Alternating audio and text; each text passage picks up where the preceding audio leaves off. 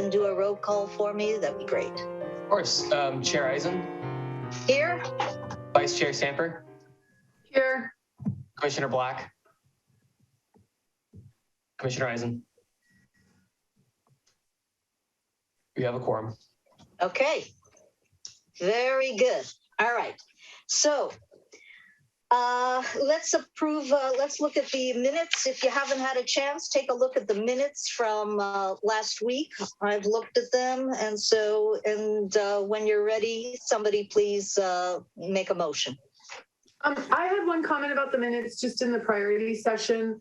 You wrote that paragraph that sort of summarized the priorities, and you did mention Magnolia Park, but those things that are like future and opportunities section, the beach volleyball is put in that section, and it concerned me that we actually talked about that as something that could become a priority if an opportunity arises, and it just doesn't show up in the paragraph. And I really wanted to make sure that that's not like lost, because it's the way we talked about it was very much right.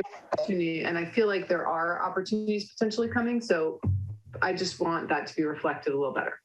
Okay. And our minutes are action item minutes. So generally we only put in items that are voted on. So I will make sure to put that in the future, but usually we don't even put in like paragraphs. They're okay. Okay. Yeah. Well, since the paragraph was there, I was reading it, and then it felt like that was something that just was clearly missing because everything else I remembered. But yeah, otherwise I thought they looked good. So that's all. So I can make a motion once if needed, motion to pass the minutes. Okay. Do I hear a second?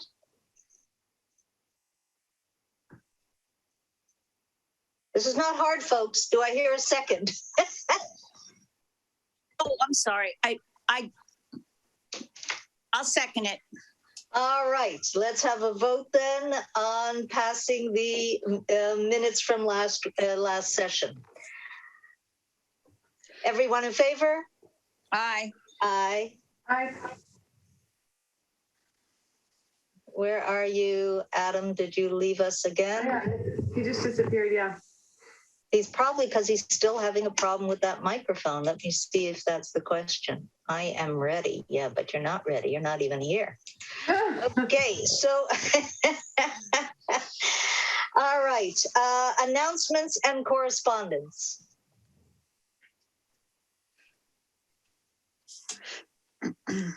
Nothing? Okay. All right. Public comments. Do we have anybody at all? I don't think so. Oh, attendees. We do have some attendees. Anyone want to say anything? Okay. No. All right. Let's move on to staff informational reports. Thank you, Chair Eisen. I will give you a very brief update on City Council items. There have been 2 City Council meetings since our last commission meeting. The first meeting in May, the only item that in my review of it, that is of interest to this group is that at that meeting, the council proclaimed May 2021 as Mental Health Awareness Month and authorized the display of the Mental Health Awareness green flag on City Hall for the month of May. And presented or approved a resolution to that effect. The second meeting in May, similar to that, they authorized the LGBTQ progress flag to be flown on City Hall for the month of June for Pride Month. And at our next meeting, the council will be adopting a resolution proclaiming June as mental health aware, or as Pride Month, and staff and council will be participating in a variety of activities, mostly through Coast Pride, which is a local nonprofit that advocates and provides services for LGBTQ adults and youth. The other item from that meeting I think that was really important was the council approved the work plan for its adopted priorities. And it wasn't talked about a lot during the priority setting session for the council because that was an interesting session. but several council members agreed that we needed to, under the public health, safety, and emergency preparation section of our priorities, needed to include information on promoting recreation. And so the work plan was amended through the meeting to include prioritizing looking at Parks Master Plan and Bike Ped Master Plan implementation work, to identify and start thinking about recreation facility aspirations and planning for those facilities. Commencing the Cabrillo Unified School District and Boys and Girls Club facilities and program collaboration discussions with the city, and looking at expanding community events. And there's a lot of overlap between those priorities and your priorities, which was great. And it just solidified the fact that, especially coming out of the pandemic, this council desires to really invest in and move forward additional outdoor and indoor, but mostly outdoor recreation opportunities for the community. And that's it for city council updates, unless there's any questions.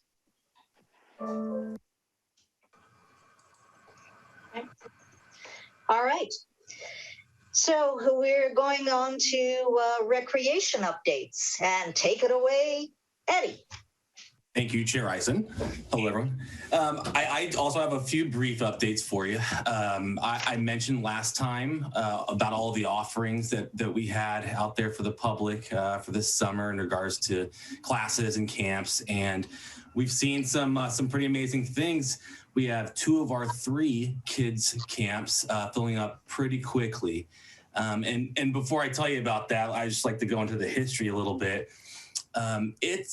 It's been a little tough for us and the city's recreation department to actually have a camp that goes off and happens due to lack of participants. The reason for that is a lot of cities' recreation departments, they can offer programming internally using their own staff. They usually have more robust, a larger staff that can offer programs like that. We're pretty small, so as we've told you before, we use contracted instructors.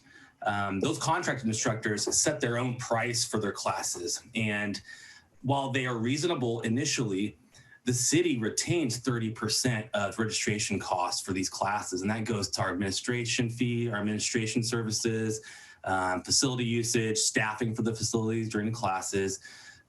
So they have to add that 30% on to the cost of their camps. So in the past, it's been a little pricey for folks in the community. So I've had to make a lot of calls, a lot of horrible calls to parents the Friday before a camp is supposed to start on a Monday, and say, unfortunately, we have to cancel the class because we don't have enough to meet that minimum that the instructor needs to host the class. Well, something changed during the pandemic, because now it looks like they're all going to fill up and they're all going to happen, and we won't need to make any of those phone calls. So it's really great news. So our Tiny Tyke soccer camp, which is offered as a full day and a half day, it's about 4 weeks of camps, kids ages 3 to 5 and 6 to 14. They're starting to fill up really fast, as well as that Cooking Around the Bay camp that we're offering. And that, again, is also multiple weeks using our newly renovated kitchen. So that's really good news. So I was excited to tell you all about that. Of the 3 classes, 2 are filling up, 1 not so much. We wanted to offer an alternative style camp for those parents that are kind of now used to and would prefer to do a virtual camp and keep the kids at home. We're offering a science camp to go from home virtually, where the instructor will send the participants the supplies and materials for the camps. And that one's not doing so good. So not a great thing, but maybe a good thing, because the parents are putting their kids in actual in-person live classes. So it's just really awesome news. It's to not have to make those calls, and it's just really exciting. And now we're about 2.5 weeks out from the start of some of those camps. And so now what we do, trying to fill those last spots of our camps, we try to promote a little differently. Typically what we do is we advertise through social media, our Facebook recreation page, our Nextdoor recreation page. And now we have to think of other ways to get people to come and fill up those last spots. So in the next couple of weeks, you'll start hearing some radio spots from our department staff promoting our camps and classes. And as well as you'll probably see staff out on Saturdays at the farmers market and the parks, passing out brochures and kind of interacting, engaging with the families and getting them interested in signing their kids up for camps. So some good news, some good news for recreation in regards to camps. It's something we haven't really seen in the past. There's been other more reasonably cost or reasonably priced alternatives for them. And something happened and they want to be in our camps now. So it's great news. So I was excited to tell you about that. We also mentioned pickleball last time, kind of a big deal in the community. People were really chomping at the bit to get back, we thought. But it was off to a slow start. Our first week, I think we saw 15 people of our list of 120 participants, which was a slow start. But then the second week, it doubled to 30. So fingers crossed, it keeps building. We start seeing more of those people come back. We also mentioned we're starting that adult softball league in August with 3 different leagues, men's, women's, and co-ed. We now have 8 teams signed up of the 24 we've made room for. So we still have 2 months left to fill that league, all those leagues up. So we're doing pretty well there. That's all I really have for updates. We intended initially to mention Summer's End and to kind of add that on the agenda, but we wanted to wait till next month. Nothing really important or pertinent right now we need to discuss. So we'll have that on the agenda for in the next meeting. We can discuss that. And as well as the cameras that we had talked about installing at the skate park, that's still being, that policy is still being developed by the administrative services department. And once that's ready to bring to you guys, we'll put that on the agenda as well. And that's all I have. Any questions for Eddie? All right, so I have a question. Are there going to be any other concerts before Summer's End, or we're just going to wait until Summer's End? Yeah, so if you guys remember last time I told you, we are doing the concerts in the park. And what we did was we just took those bands from last year that we had selected to play, but we had to cancel, obviously. We just rebooked them for this year. So that was pretty seamless. We just copy pasted those to this year. So, and again, we used the direction of the commission to look at the diversity of the bands, you know, culturally, gender. Yeah, but I'm talking about McDutra. Are we talking about the same thing, or are we talking concerts in the park? Yeah, these are our regular concerts. Oh, so who do you have, and when do they start? Oh, well, let's see. We have Ticket to Ride. That is the Beatles tribute band. Okay, I think I'm confused. So these. Okay. So now I'm it's in the rec to guide that went understand out. what I'm looking at. It's in the rec guide. So you're saying these bands in the rec guide are the 4 to 6 p.m. at McDutra. This has nothing to do with who's at Summer's End. Right. Okay, now I've got it. Good. Yeah, okay, that's great. Yeah, and we, again, that's not something typically we would book, you know, a few months out for those bands or as far in advance as we can. But we wanted to touch base with the commission first before we start talking about music and good. And things Okay, like that. that's So, great. yeah. That's great. Now I get it. I understand. Excellent. All right. So very good. Thank you, Eddie. Let's move on to the Parks Master Plan implementation. Right. This is what you've been waiting for, Commissioner Eisen. I'm excited. Can anybody, oh gosh, sorry, I got a new computer and I have to do something administratively with Zoom before I can share my screen. I really apologize. All right. No problem. Oh, no. Okay. I'm not going to be able to share pictures. Darn it. I'd have to close my browser. Okay. Well, okay. The contractor that we hired broke ground on Frenchman's Creek Park yesterday. And I have some really great pictures of the work going on there. But the work's moving forward. The playground equipment and all of the associated improvements within that playground area should be they'll look mostly done probably by the middle of next week, but there is some concrete curing time, and then they have to bring in the rubber surface, and that needs to cure for a little bit. So we're probably about 3 weeks out from being able to reopen that. So we will be working with you all, with our communications team, and with the Friends of Half Bay Parks and Rec on a ribbon cutting ceremony. There will be a raffle beforehand to allow some of the donors a chance to help cut the ribbon and be the first person to get on the equipment. So look for that. That event should take place probably in mid to late June. But we'll be reaching out to some of you to get some thoughts as we start planning it. And of course, everybody will be invited. So that's a big deal. And I think last month when John Dowdy, our Public Works Director, came, he also mentioned that we have tentatively budgeted some funding for phase 2 of the improvements out there for this coming fiscal year. So that'll be great. We'll get that park in really great shape and be able to move on to the next one. The other major project item from the Parks Master Plan implementation is Public Works is very quickly moving forward on the poplar parallel path replacement, which Adam will remember was a big important issue for him as mayor. They expect to have the drawings to the Planning Commission in July, and then go out to bid in August, and construction is tentatively set to start after Labor Day, and then the path should reopen in the fall.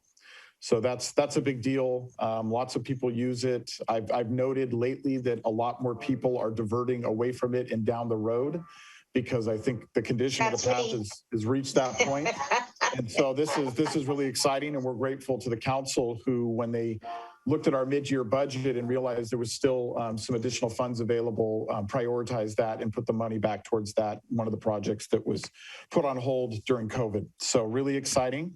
And then as also was mentioned, there's funding to work towards the master planning of Magnolia Park, which is the park between Seymour and Magnolia Street in the Arleta Park neighborhood. It's a big L-shaped park. I think it's about 2 acres. Most of it is forested with native eucalyptus trees. And that got started really because we lost the opportunity to plan the community garden over at the Johnston House site due to some environmental issues. And this was the second choice. And so as we started to look at Magnolia Park, we realized we shouldn't just build a community garden there. We should do a full master plan of the park, identify all the amenities that were appropriate and how they would fit. And so we've engaged an architect, Kukuchi Architects, who are local, in that process. And we're finalizing a contract with them for community outreach, and similar to how we did the Carter Park. We'll do a series of conceptual drawings and community feedback and commission feedback and a little bit of back and forth. I'll just share, and I know this will be important to several of you, some of the amenities we think could easily fit on that site would be a community garden, picnic areas. We believe there's definitely room for one or more sand volleyball courts or pits. And there is an existing pump track that has been constructed by, it sounds like some of the neighborhood kids. And next week, I'll be meeting with one of our planners and representatives from the Santa Cruz Trail Stewardship, who used to be called Santa Cruz Mountain Bikers. And they are experts. They're a nonprofit that is experts and general contractors in building pump tracks. And so they're going to come out and meet with us and look at what's there and help us understand how we can get that thing legal so that we can really build and maintain and allow the kids to use it in a safe manner. So there's going to be some really great opportunities out there. And right now we're doing the groundwork. We're getting survey work done and a tree inventory done, and getting some of the environmental reviews done so that as we start to master plan, we know exactly what we can and can't do out there. So there will definitely be in the coming months, the next couple of months, probably some conceptual ideas put together, public meetings with the neighborhood, and then a study session with you all to really knuckle down and identify what we want to put in there and when.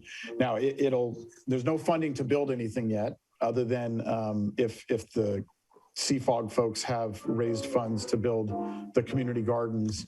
But you have to have it approved before you can build anyways. So once we identify what we want to go in there, then we can start going after grants and fundraising to identify, to hopefully make this happen over the next couple of years. So I think that's a really, really exciting development, something that a few months ago wasn't really on our radar, and now is moving forward pretty quickly. So any questions? Yeah, Hillary. First, I noticed that someone in the public was asking a question, and I don't know if we can answer. They wanted to know who was slated to you were going to meet with someone about the pump track, and I think their phone broke up. Could you just say that one quickly? Yes, sorry about that. So the group is called Santa Cruz Mountains. I believe they're the Trail Stewards. They just changed their name, and that's why I can't remember their name. They used to be called the Santa Cruz Mountain Bikers. The executive director is a Coastside local. He's from El Granada or Montera. And they've been helping to organize grassroots efforts to build trails and mountain bike trails and pump tracks in Santa Cruz County.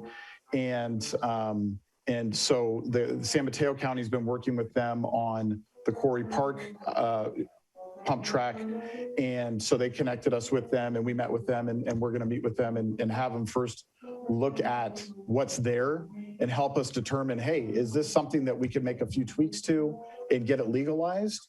Or is this something we need to redevelop? And is this even the most appropriate place for it? So more to come on that over the next couple of months. And now I have my question. This is more just of a comment that I have actually measured the areas of the park, and I'm quite confident that we could fit 3 sand volleyball courts and a huge garden and the pump track all there. And I just wanted to know if there are things, for example, that if we have the map, I would be happy to sketch out exactly how that could all fit, if that would help move things forward quickly. I'd love to get us from the design, from this moment where we're talking about designing, to actually a plan, so then we can be talking about this by the next meeting. Is that possible? I don't think we would, because we have to execute a contract, and that takes time. We're still negotiating that, and then and they can't even start truly designing until they have all the studies that we've commissioned. So the studies are all underway, but the tree study and some of the tree work can't be completed because they found active raptor nests with eggs in them. So the environment's going to dictate some of this, but we've already initiated the biological resources assessment, which looks at hey, there's some wetlands here, you can't build something here, or there's a native species here that you got to work around, and the survey work. So all that work is probably going to take over a month. And then, but what I will do, Hillary, is I will get you just something that shows the outline of the park. And if you want to sketch, we'll kick that over to our designers so that as they start working on some concepts, your expertise will be included in some of those thoughts. And again, we'll do a meeting with the community first. This park has to be designed right so that it doesn't negatively impact neighbors. And so we want to involve them in that process first. So I expect us to come back to this group probably mid to late summer to look at really honing in the design. Okay. So. Yeah, I do think that looking at that park, there's a lot of space that you can take advantage of without cutting down a single tree. I actually think that a community garden and 3 volleyball courts would fit without removing any eucalyptus trees at all. So that seems super encouraging to me. Well, and the eucalyptus trees in and of themselves, there's going to be a contingent of people out there that want us to take them all out because of the fire hazard. So yeah, I agree. If you actually go walk the site, it's a big site and there's a lot of opportunity there. So. Yep. Well, this is great news. I think you have a lot of people very interested, at least on this panel, in the sand volleyball courts as well. So that'd be amazing to be able to see those. And I do like that area, just in terms of wind protection overall too, is hoping we can keep some of those trees to protect against the wind as well in that area if possible, because that's the best possible use of sand volleyball is to have some organized wind protection to keep it, because it does get windy out here pretty often. So it's very exciting. Thank you, Matthew. Yeah, and it's great too. It's walkable. That was a thing in the master parks plan that they talked about having parks that are walkable and easily accessible, and that teenagers could use. So it's all fits really nicely within some of those goals there. Yeah, we're really excited about it. It's been a kind of just a blank slate for a long time, and never knew what it could become. And now that the doors have opened, it's got a lot of potential. Yeah, and I think the other nice thing too is that both volleyball and garden they're not very intense, hard, expensive things to make. They're cheap and hopefully quick. Yeah. Okay.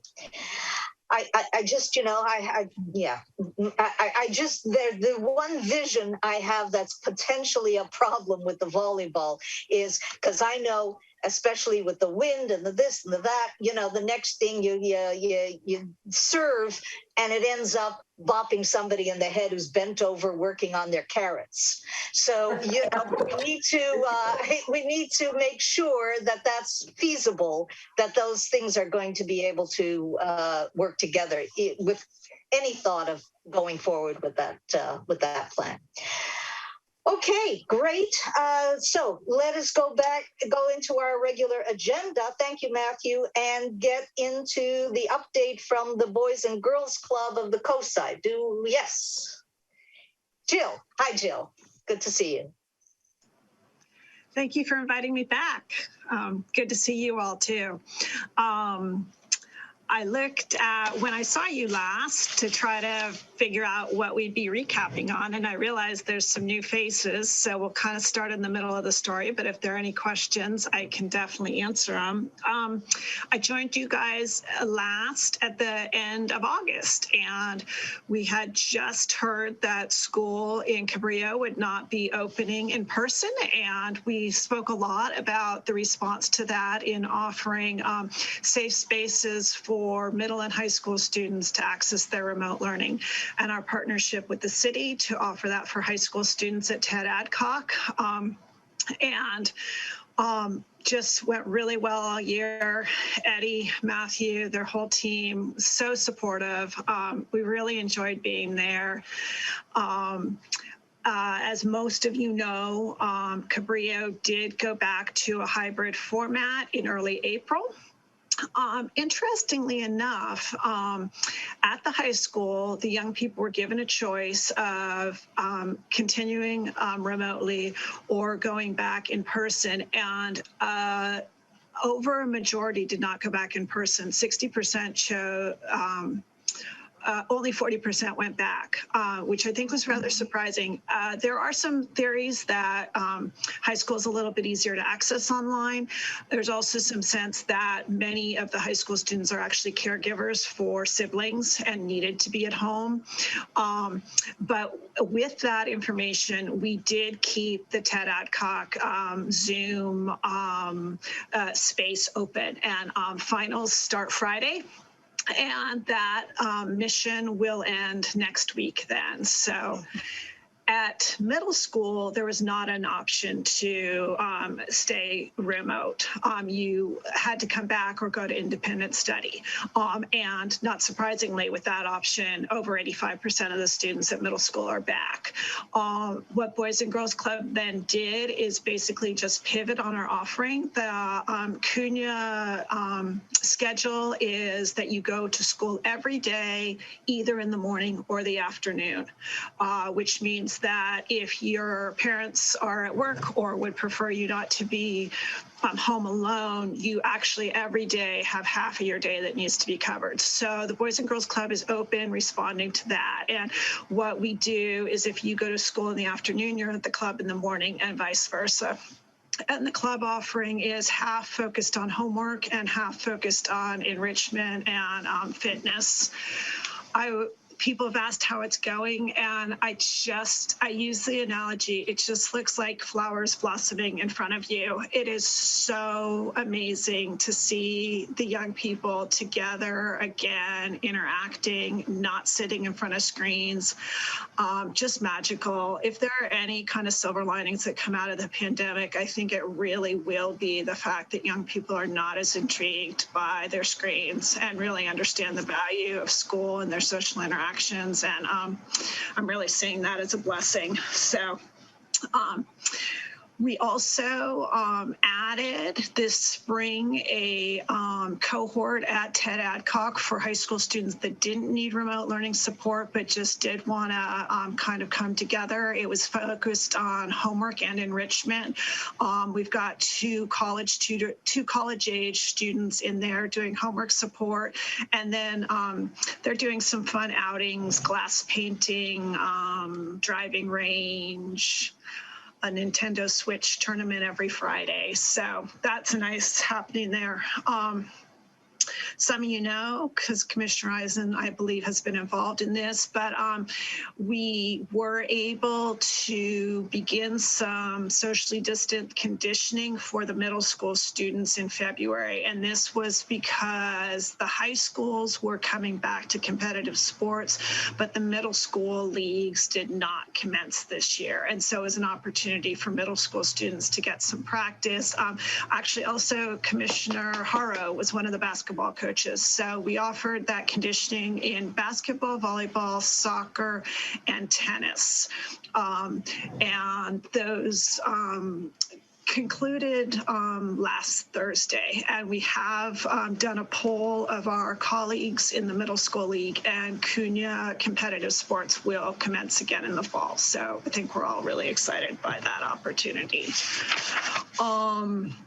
We worked to get some permissions to do a modified socially conditioned egg hunt, and Eddie and his team were amazing. Candy, eggs, signs. What we did is divided the Cunha Soccer Complex into areas and then took reservations. So a family would come in, get their picture with the Easter Bunny, and then get assigned an area of the field that only their family unit was collecting eggs from. Actually, although it really took a long time because you had to cycle all those families in and out, I thought it was way less chaotic than in the past. And it just felt like every kid had a really good experience, as opposed to some kids leaving crying because they didn't get any eggs or anything. I don't think we would continue that in the past because, like I said, it was incredibly long and labor intensive, and we served far less kids. But I thought it was a nice compromise as we came out of COVID, or started to come out of COVID. Piggybacking on what Eddie said, we are getting ready to go offer summer camp. It will be traditional in person. It is being funded by some CARES Act money through a contract with the school district. It'll have a STEAM element in the morning, and STEAM is science, technology, engineering, art, and math. So many of you are familiar with STEM. STEAM is A in making STEM become STEAM. And and then in the afternoon, the kids will be with the Boys and Girls Club focused on fitness, enrichment, and mental health. And really, again, just helping kids kind of build some of those muscles around social interactions. We have heard from Cabrillo that, barring anything that nobody's expecting, school will open in a traditional format in the fall. Full kids, full days, and that will mean for Boys and Girls Club, Teen Center offering for high school students, the traditional after-school program at Cunha, and our first actual year of managing the sports program. Well, that's what we've been up to. Happy to answer questions or dive deeper if there are things that are of specific interest to anybody.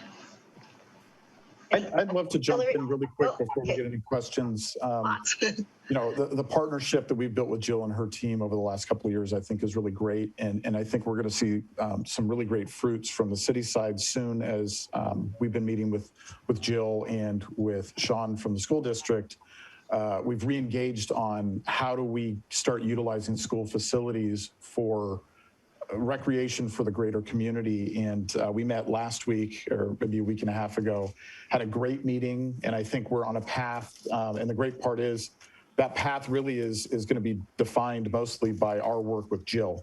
And then the school district will just help us to memorialize it. So Eddie and his team are developing some proposals that we'll then work with Jill on to logistically work out, because they control because they have the after school sports and other things going on. And we're actually really confident that we're probably just a few months away from being able to offer things in one or more of the gyms, the tennis courts, and some of the other facilities that the school district has. So really exciting. And I think Jill's been really key to that. So thank you, Jill. Excellent. Thank you. Great. Thank you. Questions, comments? Hillary? Go Yes, ahead. I'm sorry. I was actually just trying to understand when you said, Jill, first, thank you for all this work. When you start talking about for the managing the sports for the first time is like the last thing you said, I think I didn't completely understand. Could you? Yeah, just sure. And that's probably just a little bit of kind of me going not at chapter one. But in December of 2019, in the midst of the fiscal, the threat of a fiscal takeover at Cabrillo that really necessitated some fairly significant changes to the budget, one of the things on the chopping blocks was middle school sports. And that is the district's contribution to middle school sports. And so at the time, Superintendent McFitridge approached the Boys and Girls Club board about whether, when he announced the cut, whether he could also announce that we would consider managing them. And ironically, that goes to what Matthew just shared. The Boys and Girls Club, as many of you know, has been kind of instrumental in rebuilding some of the facilities that are here in town. And what Superintendent McFitridge offered was that for those properties that we had helped to build, we could help manage them. And if there was income to be derived from rentals, that money could come back to Boys and Girls Club to offset the cost of managing Cunha Sports. And so with that agreement, we did take on that responsibility. So that responsibility for managing all Cunha Sports, which means enrolling the players, paying the coaches, being the league fee, everything. The school now has no responsibility for their after-school sports program. Was supposed to commence with the 2021 school year, but we started that year in COVID with no sports at all. So our first year of doing that role will actually be in September.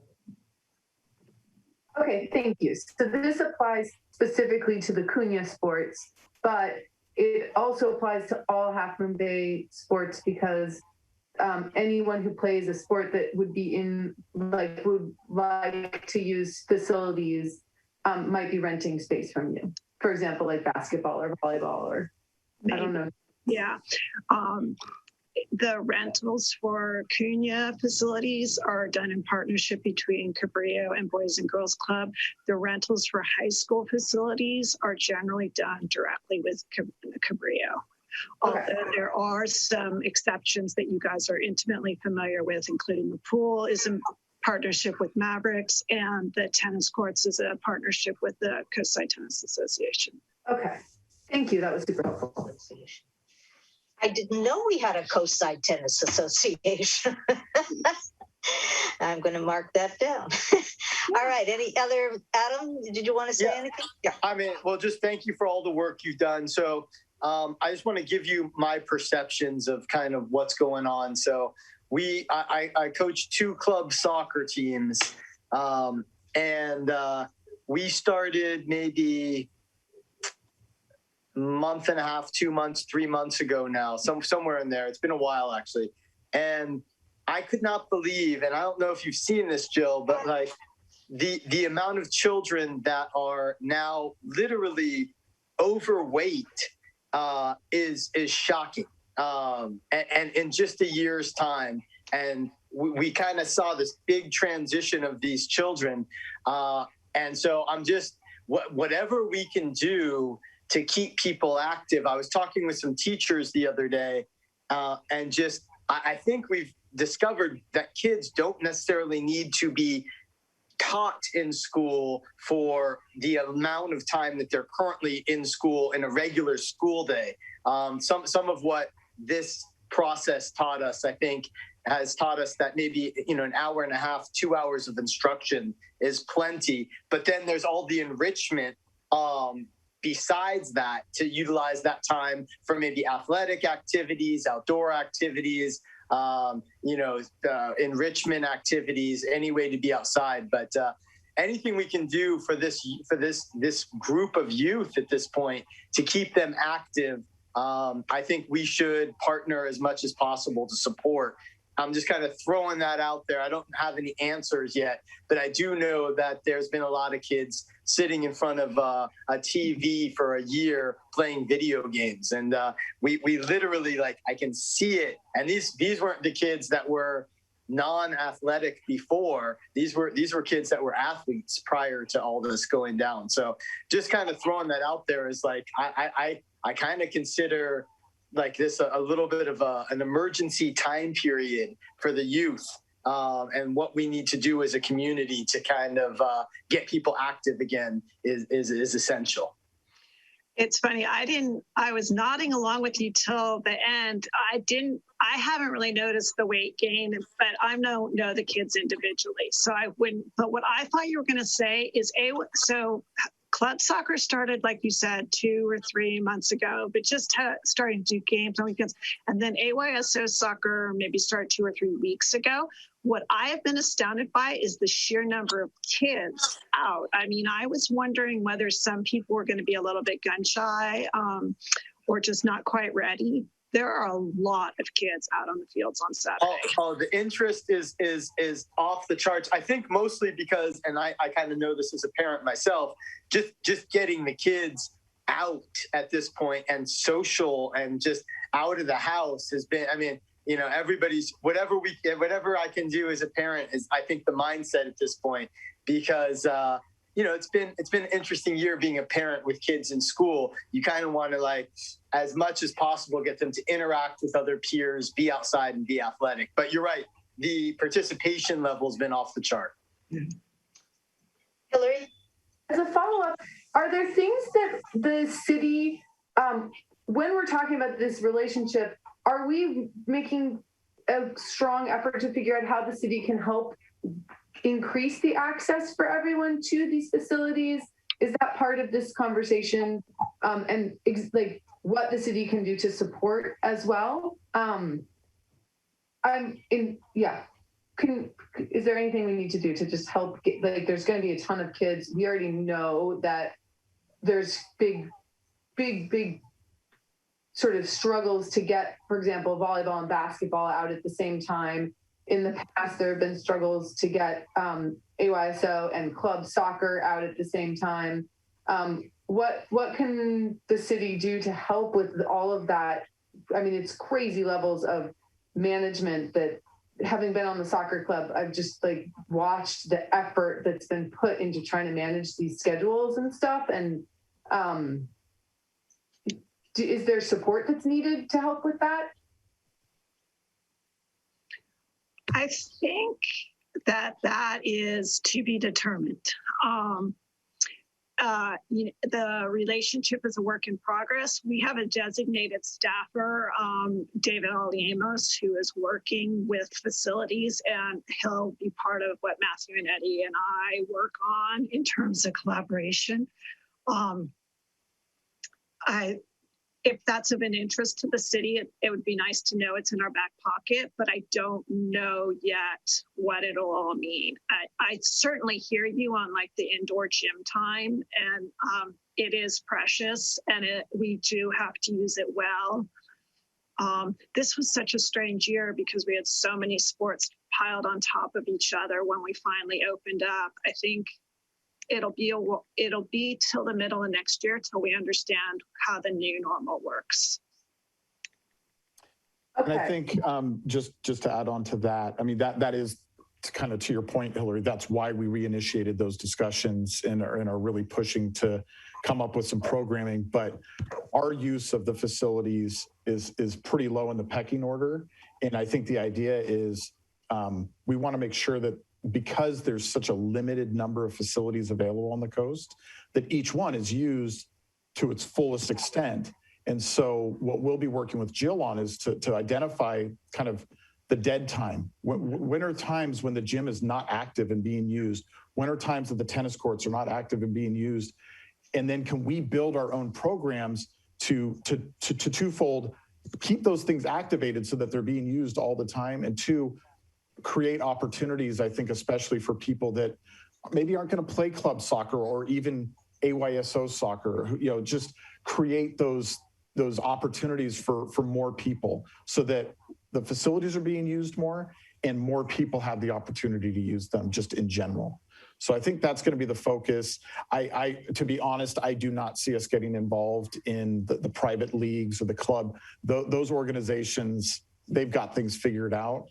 I think our job is to identify who's, I don't want to say being left out, but who isn't taking advantage of those services and why, and maybe creating programs to make things accessible to another group of people that aren't being able to use them right now. Okay, thank you. That's helpful. Yeah, I like what you just said, Matthew. Everything. You said tennis court, indoor gym, but also the soccer field. What about the running track? When can I go and run on the track? Well, here's what I will tell you based on our meeting with the district is I think I don't know if this community it's going to be like in other communities. In San Mateo, where I used to live, we lived by Hillsdale High School. You knew when you were allowed to just go in and run on the weekends. Exactly. It doesn't sound like there's going to be those kinds of opportunities through Cabrillo Unified School District right now. I can't explain why, but I think those are factors that the district is going to have to articulate and work out. They've made it pretty clear that if we want to allow use of the public pickleball court outside, or the tennis courts that are behind the event center, or use the gyms, city has to have people there supervising it. And so that's a whole nother dynamic. We have 2 employees right now in rec, plus 2 part-timers. Now we're adding a 3rd employee again with this budget. We'll go out and we'll recruit for some new building attendants. But these are all dynamics that you can't hire people without programming. You can't figure out programming without facilities. So we're just kind of taking it one piece at a time. And then we're just going to have to be really nimble to make some of this stuff happen. But the idea that happens in other communities where on the weekends, anybody can go play soccer on the grass or go run on the track. It doesn't sound like that's kind of the vision of Cabrillo Unified School District. Well, that's my vision. Yeah. And so I don't think you're want to alone. make that happen, because that is definitely my vision. We're helping. I mean, these are public facilities that need to be used this should be able to be used by the public. And so one of the things is, let's get Sean to come to our meeting, one of our meetings, and let's continue this discussion and talk about what goes on in other communities and what is the reasoning why it's not going on here. Let's get some agreements in place for some of our planned programs first. Okay. Before he comes to the tribunal. You're right. Okay. Good. Well, thank you so much, Jill. That was a great update. And another curious thing I had was, do you have a sense of how many kids actually that you served with the Ted Adcock program, the remote learning?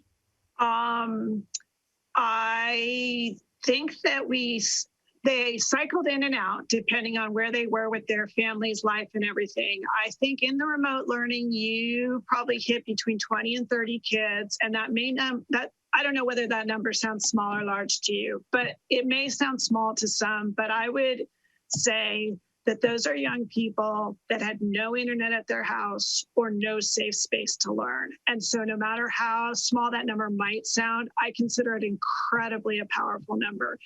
I told a story last week of this kid who did have internet, but he lives with his entire family in one bedroom.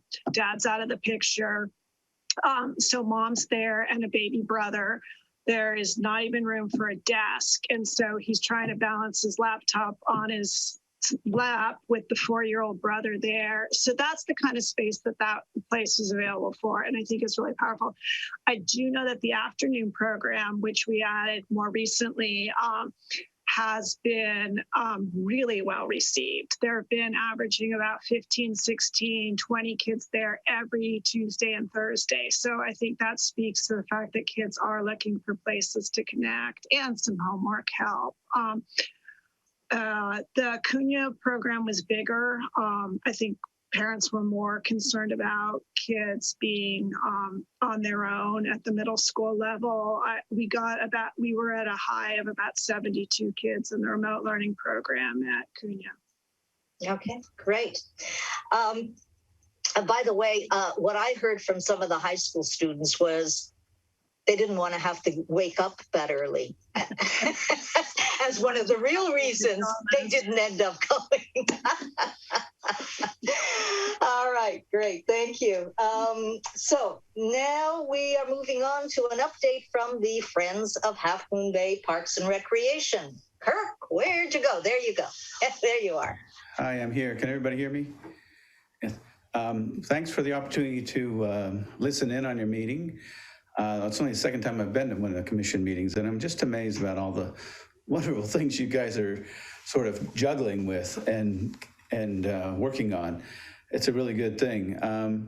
So I'm here to give the update for Friends, and starting out as our last big event, I guess, was the Coastside Gives, which was a huge success for Friends of Half Moon Bay Parks and Rec. We raised more than $8,000 out of this. It's not one of the big fundraisers for the overall Coastside Gives, which is just such a wonderful program. The thought that we could get, is it 1.5 million overall or some just astounding number? Right. Yes. Raised right here in the Coastside is really something. But for the Friends part, about $8,000 distributed among a variety of projects. And you'd have to talk to Maria to get the details of that. I thank any and all people that donated, and hopefully some of those people are here attending this meeting.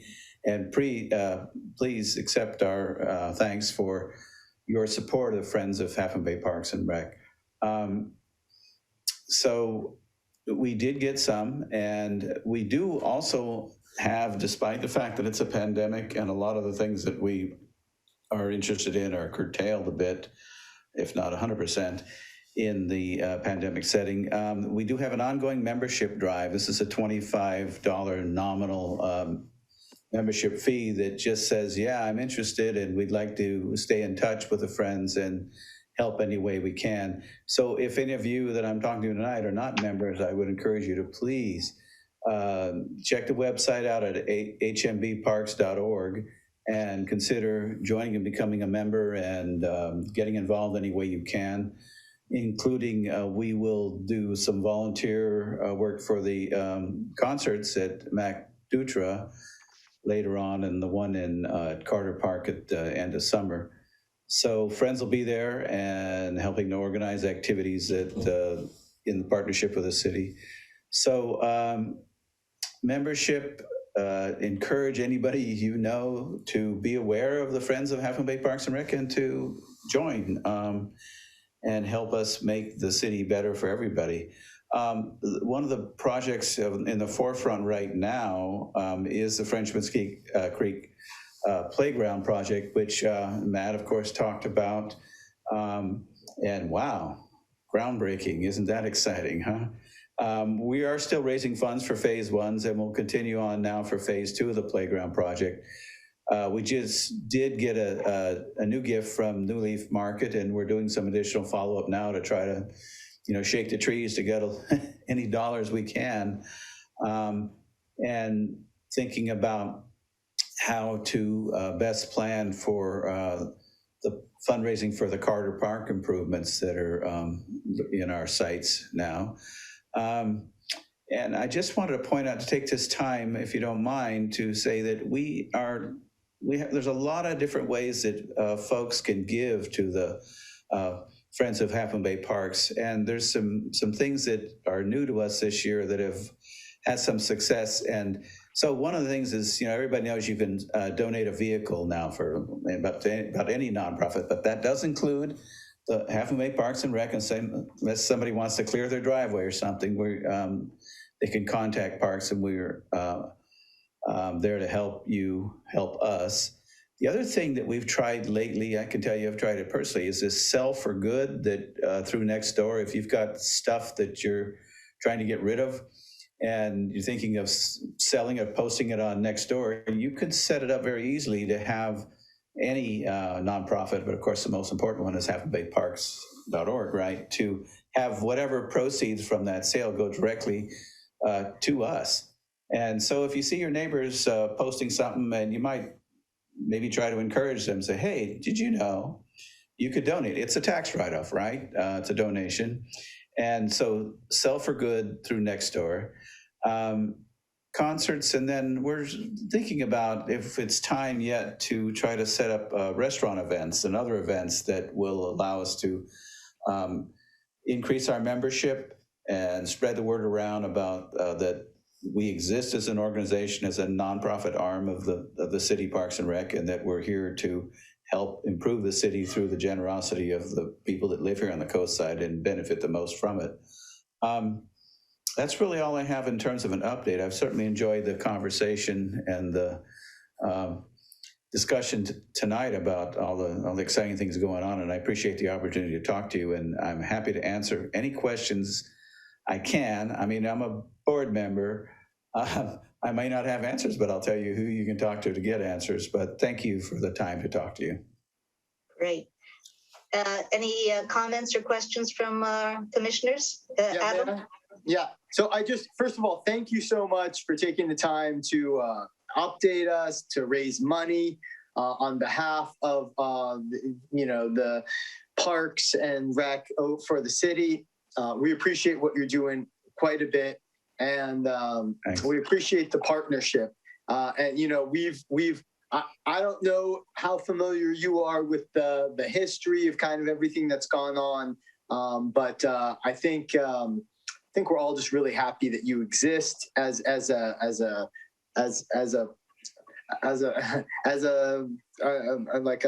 way to generate money for Half Moon Bay and for our needed parks. So appreciate what you're doing, and keep up the great work. We definitely would love to see, more money raised, if at all possible, to support some of the different pieces. But again, we appreciate the fact that you're raising money because it's a major undertaking. So thank you for your efforts. Yeah, you're certainly welcome. We certainly will keep trying. I mean, there's so much need on the coast side that you almost feel torn between where you can give, because there's never enough to give. And it was wonderful to see that some of those agencies did very, very well. And I'm thrilled for that. Those things that are going right into the hands of people who need it the most. So we're grateful for what we get for these sort of, really long range, unfortunately, and futuristic projects. But every bit we get builds on it. And we're looking at different ways to encourage more people to get involved. And membership is a big part of it. And it's not the $25 so much as it is joining and showing interest and maybe helping us out in some things we do, or just spreading the word that we exist. So it's good. I appreciate that. Thank you. Yeah, for me, Kirk, it's important, I think, for the community to see results from the Friends. So I don't know, do you have a number, what you raised so far for Frenchman's Creek? Because that's the thing that's coming up. That's the thing that's going to have some fanfare, ribbon cutting, this and that. It's a great time for friends to like really show themselves and that they helped raise money to make this happen. And this is what happens when you connect with friends. Things happen. They're not just some, long range plan of something that who knows in your lifetime if you're ever going to see it manifest. But this is happening this year now. Absolutely. And so, so it's a real important thing, I think, in it as a promotion piece, honestly, as a marketing piece for this nonprofit agency, is to show that they deliver. Absolutely. Yeah. So I don't have numbers. It's just money going in and you never see any results, know, so people end up being reluctant to give. Right. And I don't have specific numbers, but I can tell you that's exactly how we view this. Not only that, we want the park too, and we want people to be able to enjoy the park, but we want to be a part of it and show that we are a mechanism for helping things happen, and that through the visibility of being involved in the fundraising for this park, we will be noticed and will be understood that, hey, we have a way to do this. And sometimes it's as easy as saying, hey, you want to sell your lawnmower? How about throwing the funds towards the HMBPRC Parks and Rec Friends organization? Something like that. Every little bit counts. And so we like having ourselves out there. I know that it's a positive number that's been raised. I can't tell you what the number is now, but Maria Burns, our executive director, would know. Definitely. Right. I can confirm that it's over $20,000, which is more than half of the cost of the installation. So to your point, Chair Ison, yes, we would not have broken ground on this project yesterday if it weren't for the work that the Friends have done. So I think you're exactly right. It just accelerates, the city makes plans. This accelerates our ability to deliver on those plans. So it's really a great partnership that we're building here. Wonderful. Thanks, Matt, Okay, that's terrific. Thank you so much, Kirk, for coming. You're welcome. It's a pleasure seeing you. Yeah, great. Thanks. All right, so let's move on to introduction with the Granada Community Services District. So Nancy, welcome. Take it away. Hi, panelists. I think Jonathan might have sent it to you. I'm going to just show you a presentation. Oh, two quick notes. Hillary, last time I said I would try to find out who was interested in beach volleyball at the harbor. Those conversations were about 5 years ago and no one remembers, but I did check. Okay, thank you for looking into it. And Eddie, thank you for the reminder on pickleball. I put it on my calendar for next Tuesday. So I'll see you then. Great.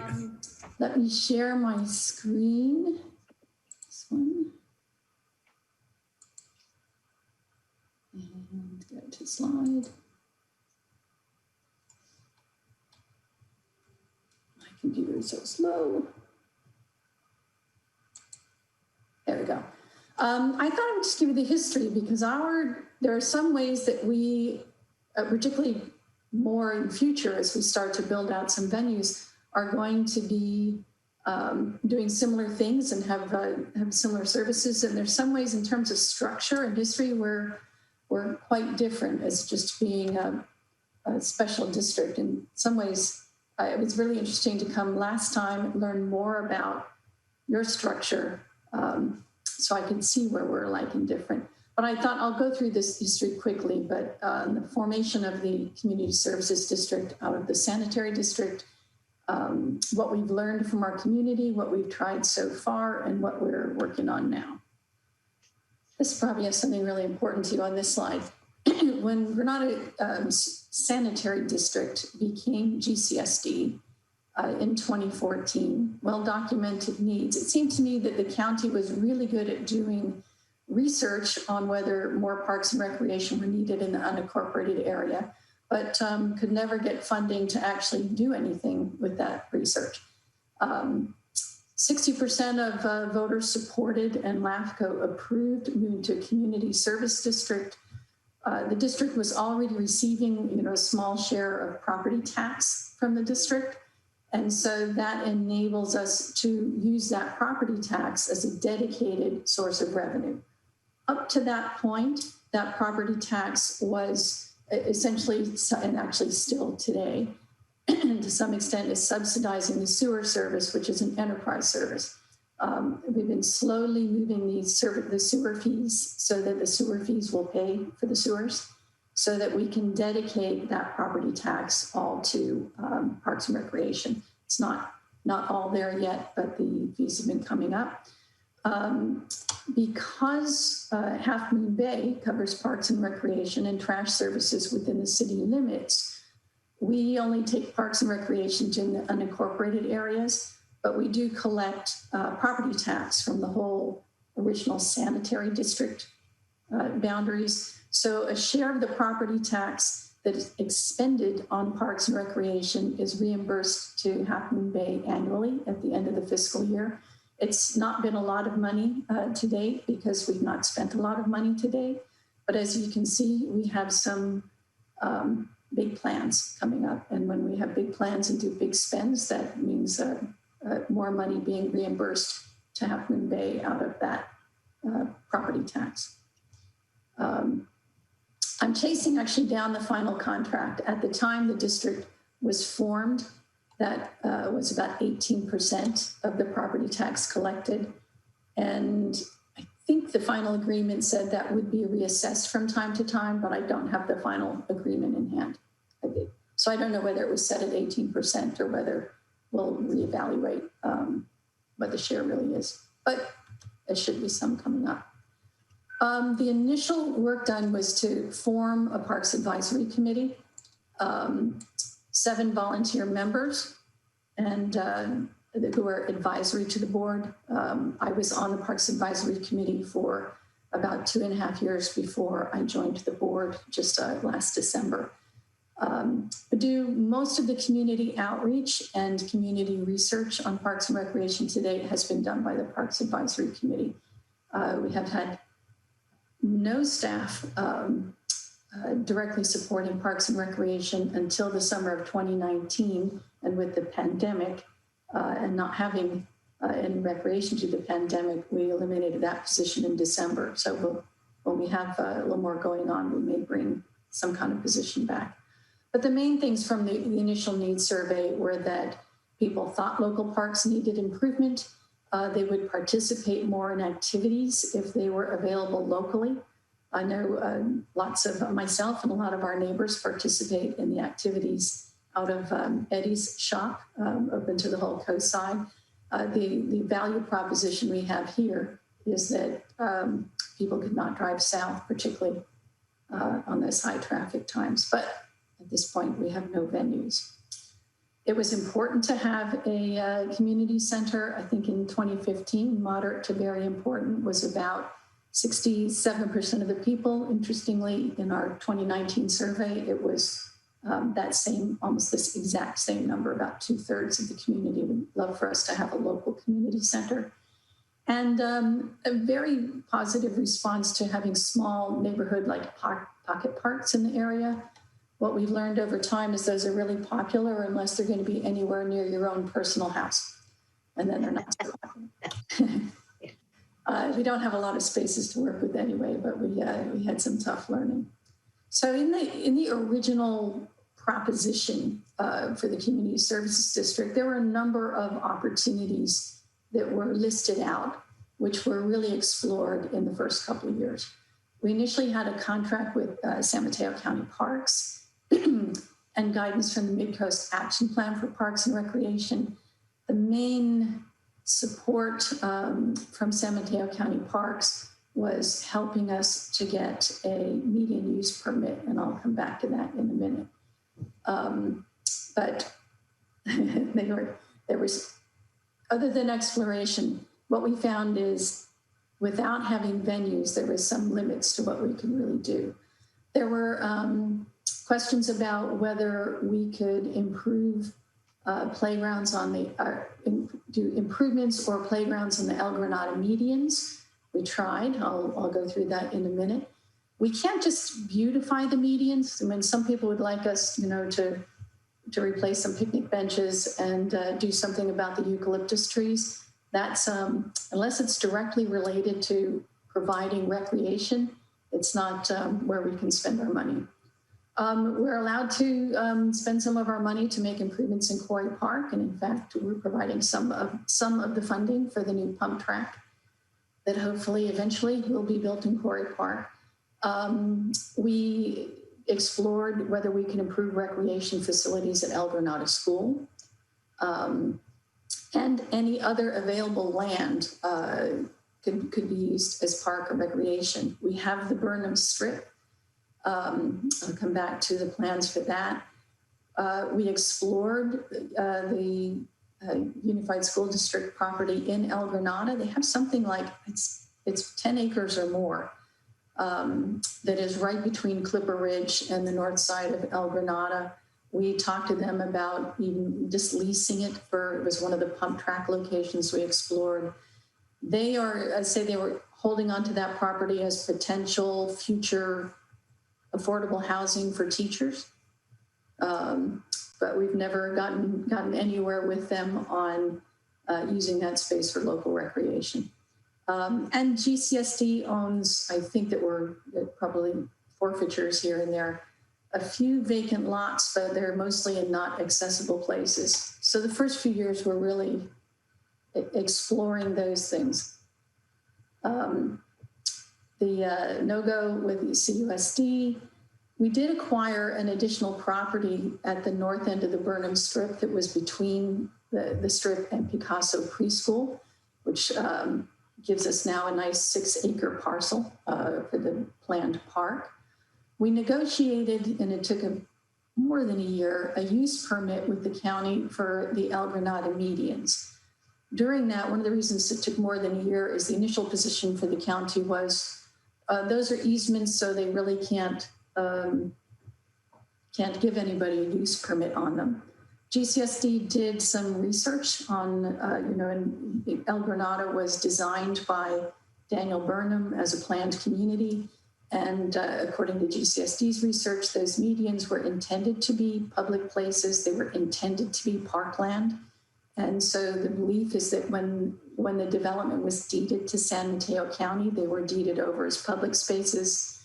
That was a no-go with San Mateo County because that would make them liable for them, right?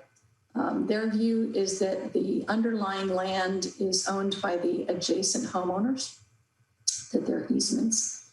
And even though Public Works maintains them, ultimately, they did give us a use permit for certain uses for recreation on the easement, which doesn't make a lot of sense. But it mostly didn't make a lot of sense to the adjacent homeowners who were concerned that if that is an easement, then they may be assuming some liability if for anything that is built or developed on those medians.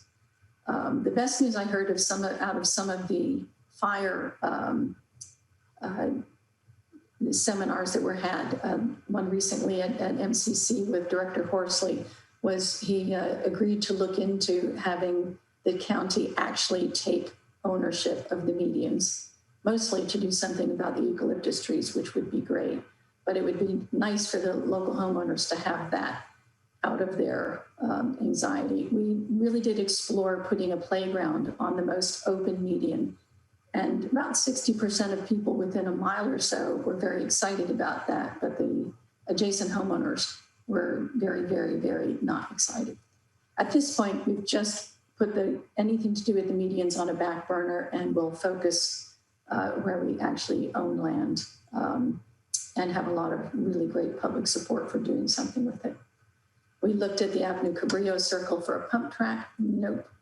We contributed to most PAC members went to the Quarry Park master plan meetings and advocated for more active recreation there. Ultimately, the pump track, which did end up on their plan. We started in 2018 community outreach on concepts for Burnham Park. That's a placeholder name. We'll do some more work on the name with the community.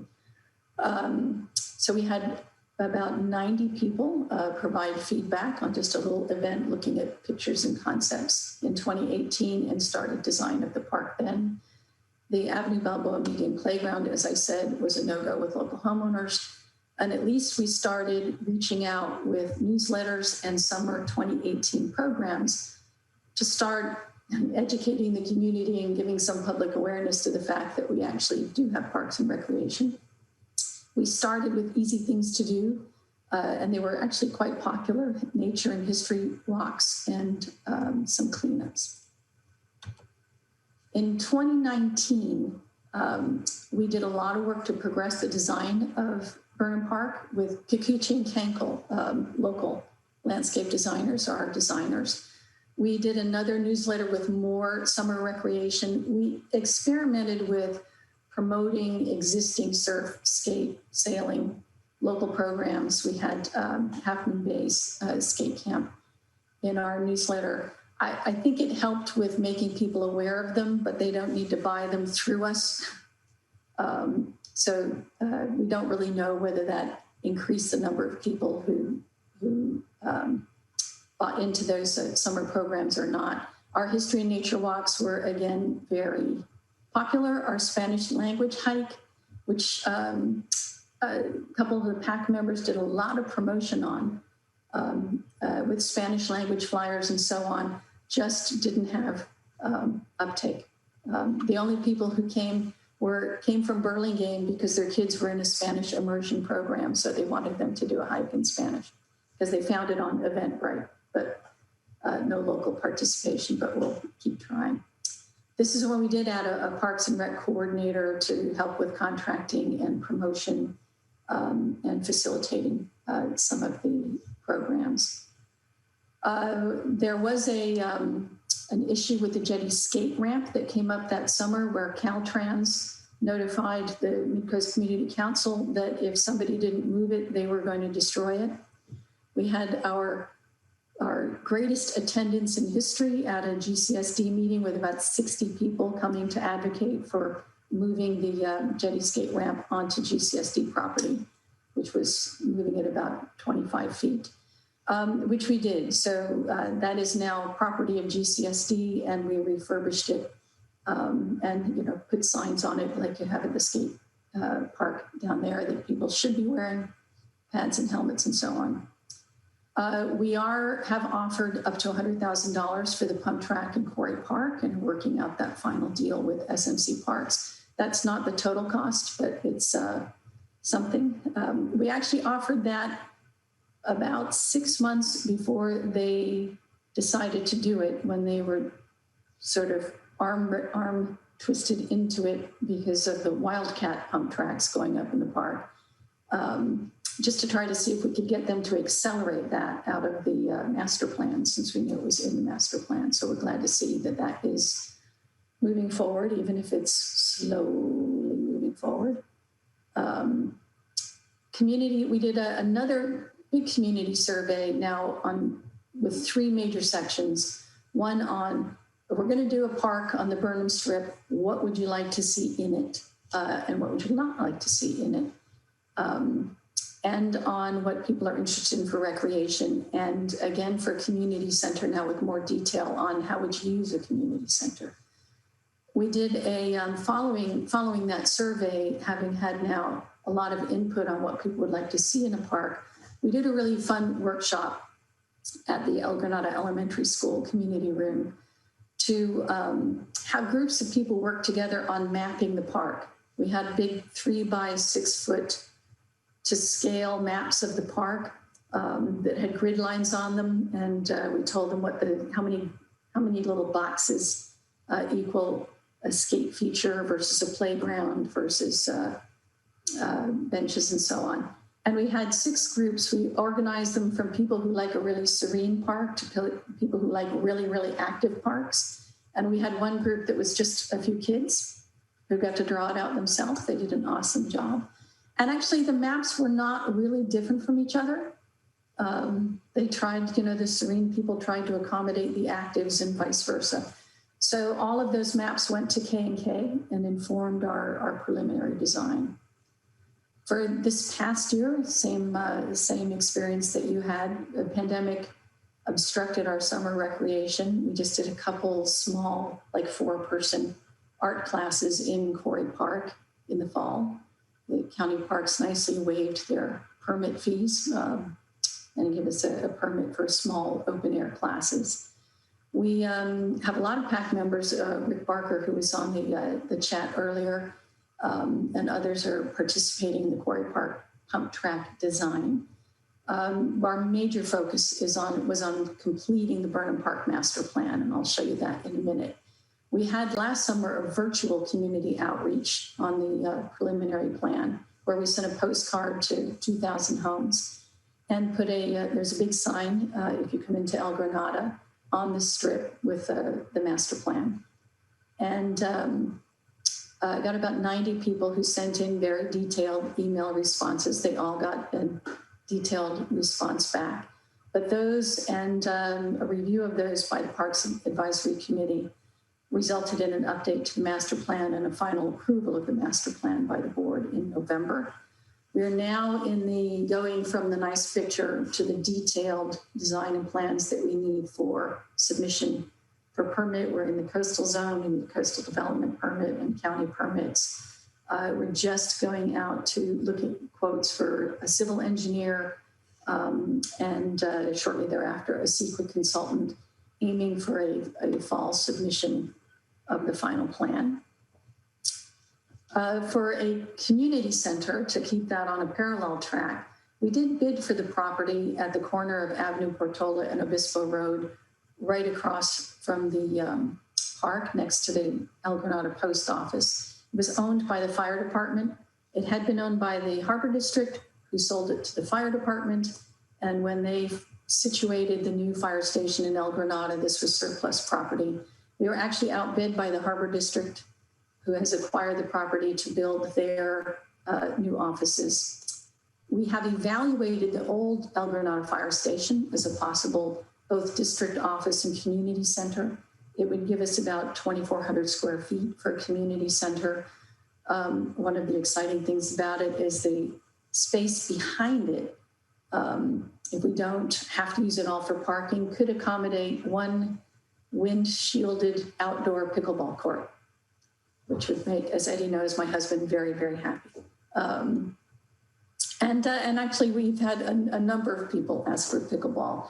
We're not doing it at the park because it is a very good site and we don't want any big fences because ocean views is a really important thing there. The fire station has not yet been offered for sale.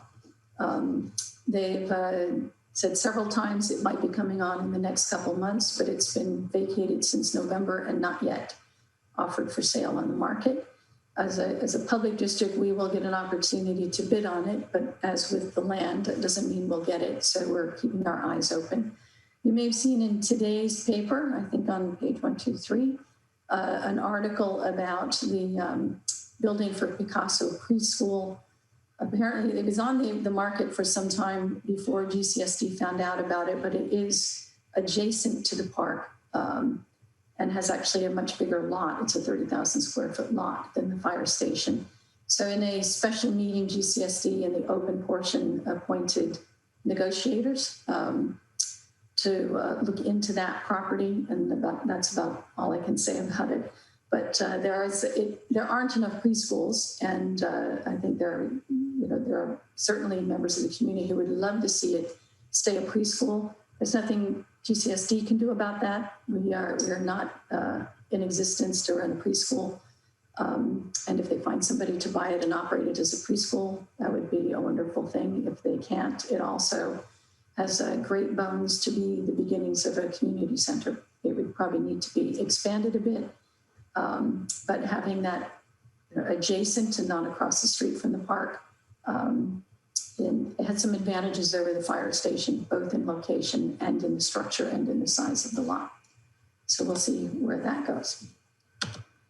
From our current community survey, I'll go through this quickly. This is more for, I think you have the presentation for reading. Very important, 77% of the community are very much in support of a park. You can kind of see quickly on the list that having a lot of the area natural, ocean viewing, walking, picnics and so on is important.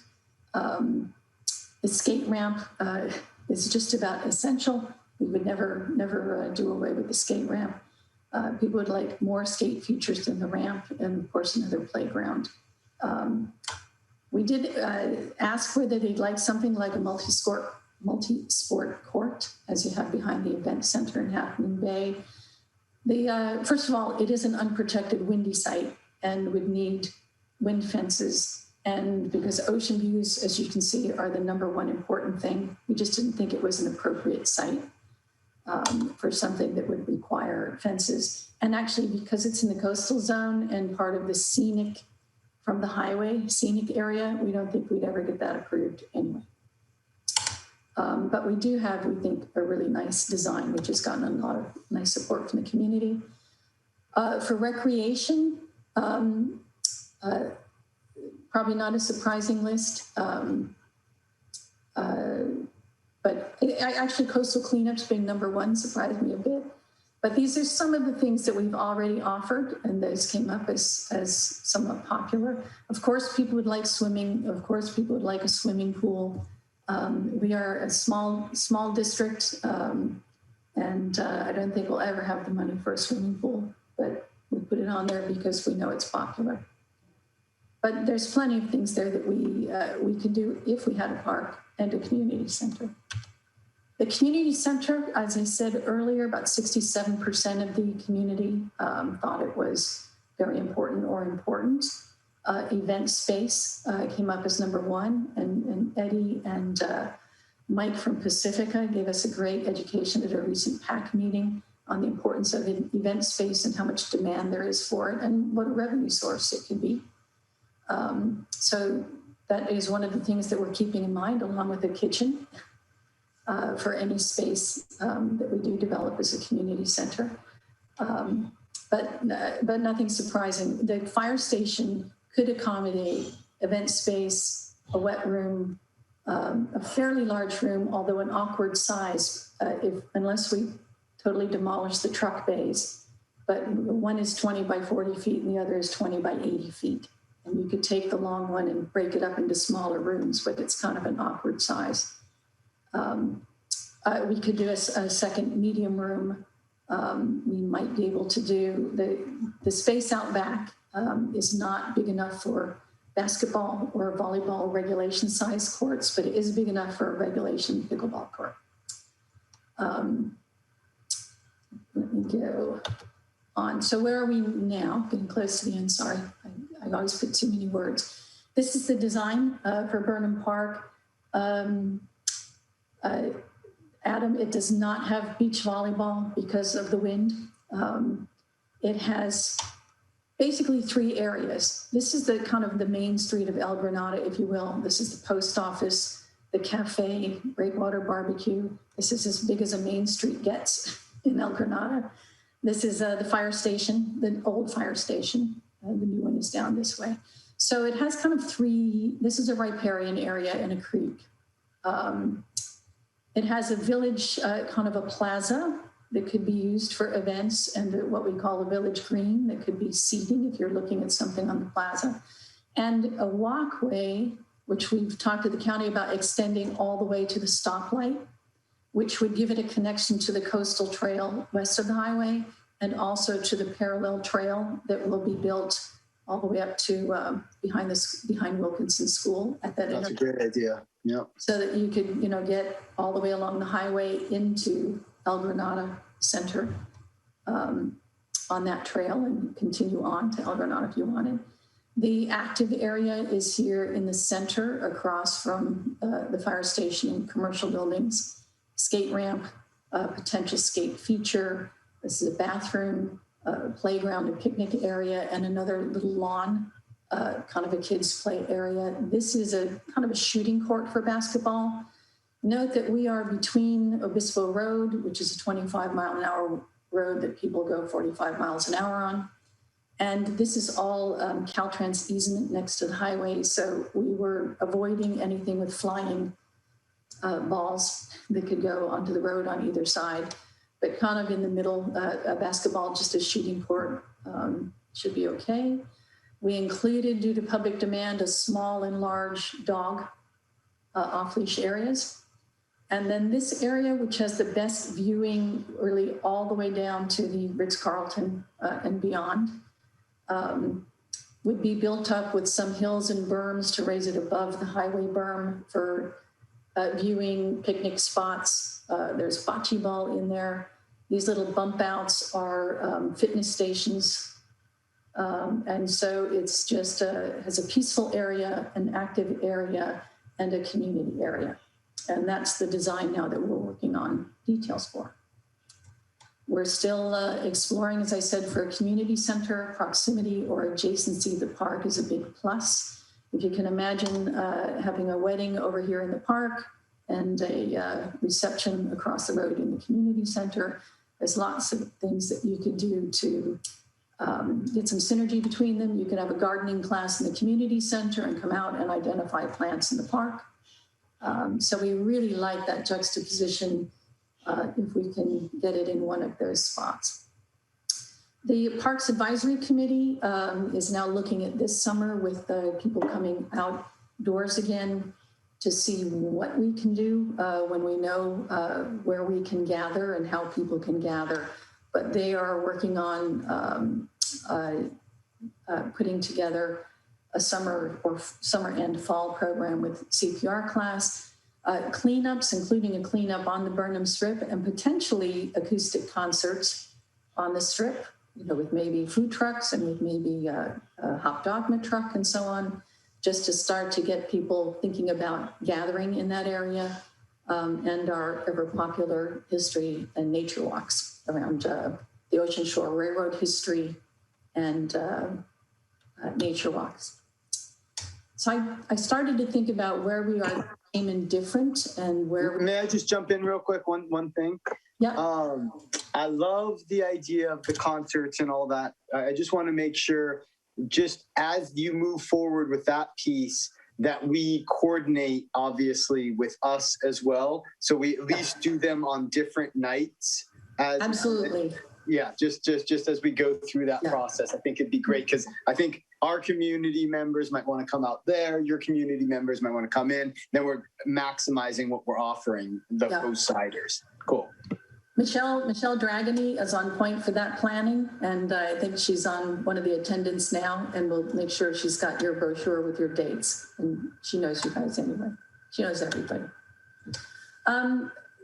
Currently, we have no dedicated venues. We hope by the end of 2022, probably more like 2023. I'm getting used to how slow things go. We'll have a park and maybe a community center, and then we'll have places to do things. Our funding, I felt so lucky once I heard at your last meeting about competing with all the city priorities for your funding. We will have dedicated funding. And within the next couple of years, probably all of the property tax we get will be dedicated to Parks and Rec, and will no longer be funding anything for sewers. So having that lovely annual revenue stream will be great.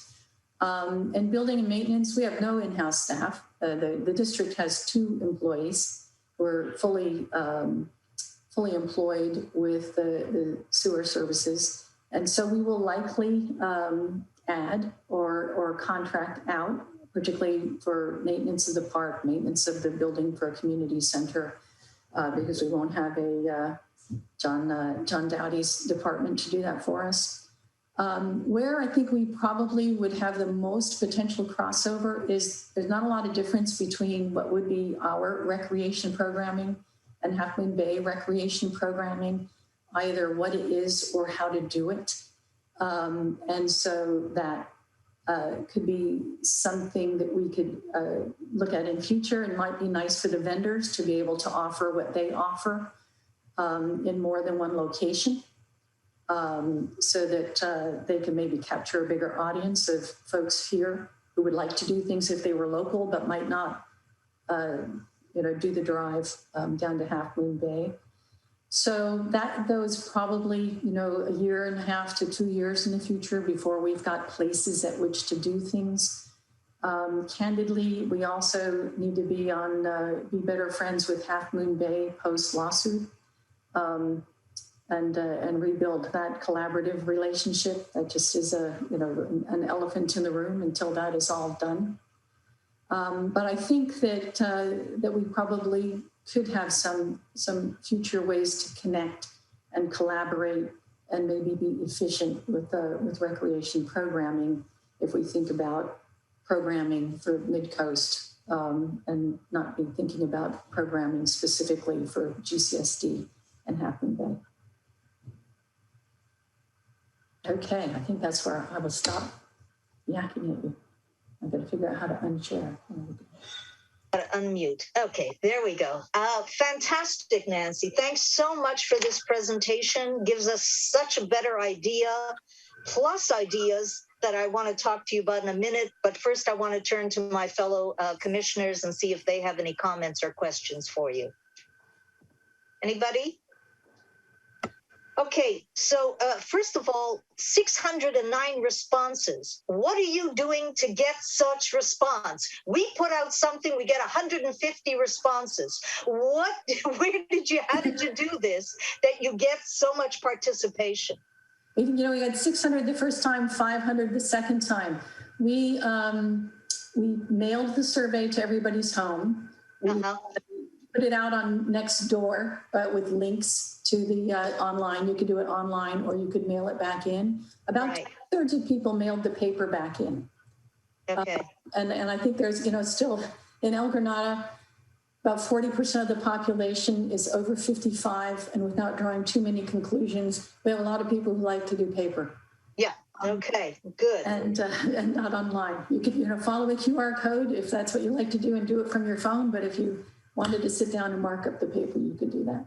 So we offered it both ways. We got about 2/3 paper, 1/3 online. But we regularly put it back out on Nextdoor. I think I did 4 updates over the 6 weeks we had it open on Nextdoor with the link. Okay, and I see Coastside Buzz is telling me we pushed it also. Okay, Michelle, that's our secret Don't forget weapon is Coastside Buzz. Michelle, the Chief Buzz Officer, is on our Parks Advisory Committee. Right. And is wonderful about putting out to her. I think she's got several thousand people. She'll correct me in a minute on the chat. Yeah. Her newsletter goes to, and as well as Nextdoor. Yeah, that's excellent. I really like the idea, Matthew, of the design of Magnolia, the design, what they did. Maybe we should think about that when we're doing community outreach for Magnolia Park. I like that idea of having the groups come up with a design, and then I like the idea that each group promotes that design as to why that would be the best way to use that space. So I kind of like that idea. We did something like that a little bit with the library, actually. When we did outreach about how to put the library together, what materials to use and everything like that. And I thought that was very effective, and it really brought the community in and got them to be very much hands-on, participating in the vision of how this is going to look. So I think there's something to that. I've got the very detailed, I used to design workshops, so I do have a very detailed preparation and workshop design that I'd be happy to share with you for how we did that. Wonderful. First time we just put big pictures out on the site and had people, we gave them a blank sheet and said, tell us what you like and don't like. For the work, it was very hands-on for about 2 hours. Yeah, no, that's excellent. I love it. And if you noticed, Eddie and Matthew, the 2 main ways that people found out what programs were happening, I saw that was the mailer, which we do, and the newspaper. And I don't know. We put it on the calendar in the newspaper. The calendar in the newspaper. And I don't know, are we, using that, making use of that for advertising our programs? We advertise, well, Eddie, go ahead. I was just gonna say, we advertise specific events. We don't advertise our class offerings through the paper, since we actually have deeper penetration into the community with the mailer. Right. Okay, and of course, it's so nice to have dedicated funding. And that's something we should be thinking and looking at too, how to create that kind of thing here in Half Moon Bay, dedicated funding for Parks and Rec. Yeah, I would almost say that Bubby or Mom, Commissioner Eisen, I think we have to make that a priority, maybe not this year, but assuming we're all here next year, I think we got to put that as a priority and figure out with City Council what we need to do to, maybe bring that up through there, but figure out a dedicated way. And I'm pretty not entirely sure what I'm talking about. So I think staff would have to probably figure out what that would look like entirely, because I'm sure there's, more to it than meets the eye, let's just say. But we should that needs to be a topic of conversation at some point, a big exploration, and maybe we throw that on the agenda at some point in the future once we're through this, to talk about how we move into that for next year, or make suggestions, or whatever staff thinks is the right way to approach that. Yeah, so that's and then the only other thing I had, Nancy, was, of course, we want Carter Park to happen and become a really special performance park. And there's no reason why El Granada wouldn't say, okay, on Wednesday nights for the month of July, or the month of July and August, El Granada is going to do concert series in Carter Park, 5 o'clock to 7 o'clock, whatever it's going to be.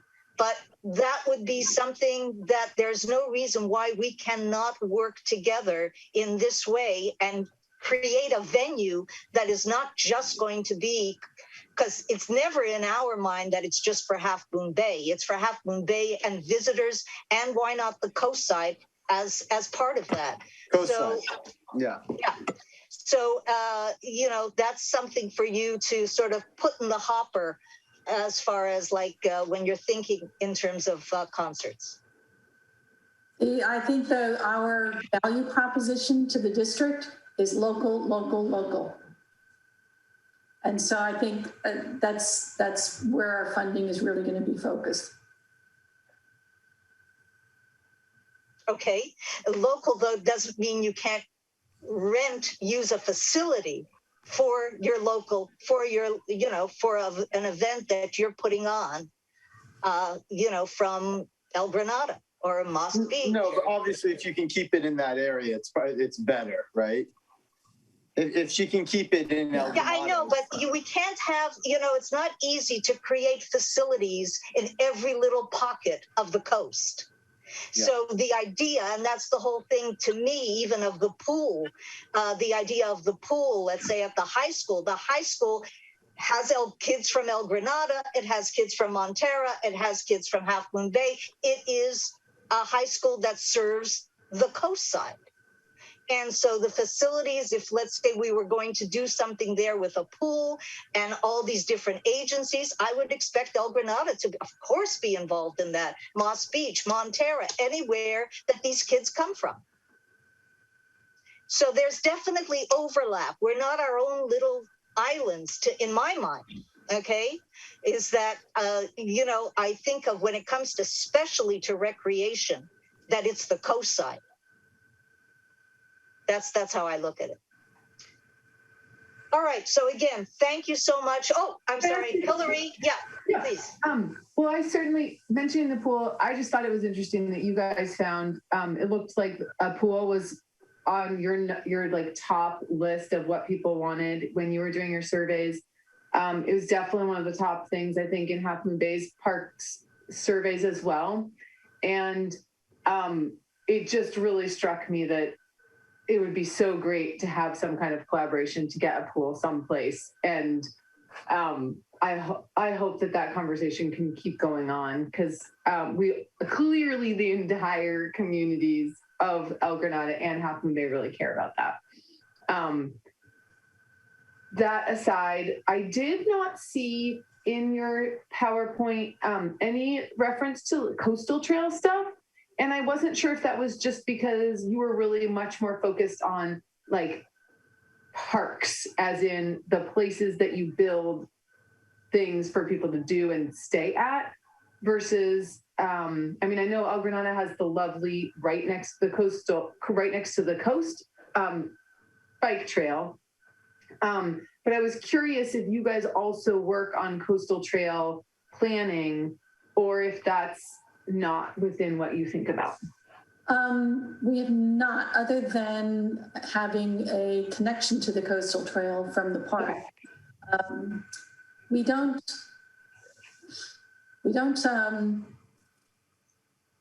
We're not really connected. I mean, the coastal trail is gosh, there's so many people who own parts of the coastal trail. I'm not sure they need another one. Yeah, that's fine. I was just trying to understand your relationships to the coastal trail, because there are so many entities. And I think if we're trying to connect all the different parts together, understanding who's involved was part of what I was trying to do. So if the parallel trail continues down the highway on the highway easement, we'd connect our park to it. But, yeah, but we're just really focused on the places where we can deliver recreation and parks. Okay, thank you. I would be remiss, going back to your comment about the swimming pool, and Michelle would not forgive me if I didn't mention that Michelle has worked with somebody on a lovely design interesting design for a pool floated in the harbor off the end of Vassar Street, which would be a clean, filtered saline water pool. Wow. Oh, wow. Float in the harbor, so you don't need land, and apparently costs less than if you have to dig holes and build in maintenance. Wow, I love that. Oh my gosh. So just looking for, it's in the harbor, so it's, in harbor district's jurisdiction, or I don't know how close your cherry stem comes to the harbor, but it's not quite in our jurisdiction, but it's an interesting design looking for a sponsor. Wow. So can you heat that? Or would it just be whatever the ocean is? I don't know, but the person. Okay, I see her in the chat telling us a link. Okay, cool. Thank you for bringing that up. Yeah, fantastic. All right. Well, thank you again. Let us move on to this very important subject now of 2021 priority setting. Thank you, Nancy. Thanks, Nancy. You're welcome. And Chair Eisen, my understanding is you asked for this item to be brought back. I'm not sure in what context, what you were looking for tonight. Well, I think, okay. So the homework I was asking you to do, which is that I want to get from staff how we are, the almost everything that we have discussed in priorities involves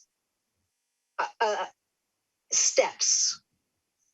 It's one thing to set priorities. It's another thing to actually achieve to accomplish anything. So I don't think this is a group of people that wants to just, let's set priorities, but doesn't matter what happens. No, we want things to happen. So what I asked you is that to look at our priorities and to put together steps that we need to do to achieve these priorities. And also how the commissioners can be involved or help with achieving those steps. Okay. And I apologize. Are you saying you already asked us to do that? I did. When was that request? The last meeting. Okay, I'm sorry. We need to break it down because we've set these priorities, and now we need to break it down as to how we're actually going to accomplish it. Okay, and that's something we can do. I apologize. I missed that at the last meeting. Okay. And that's something we can work on. And so I can share, maybe at our next meeting, I can share what steps staff will be working on to achieve these priorities. And then, as you said, create a list of what we think the commission can work on. And then obviously, then we can spend some time in that meeting listening to commissioners' ideas on other things you can do to move these things forward. So and also, like with the step, like let's say this step is raising money, okay, for Carter Park, let's say, because we want Carter Park to happen. So what can the commissioners do? Right. Of course, one thing is to perhaps, so ideas from the commissioners, let's say, okay, we'll contact everyone we know, or we'll do a this, or we can do a that, you know, but to get ideas, but first let's get the steps. And then let's, okay, so we'll build on that, but we need to move towards accomplishment. Yep. Because I'm a results-driven person. What can I say? That's who I am. All right. So next is the future items preview. Well, there's one future item.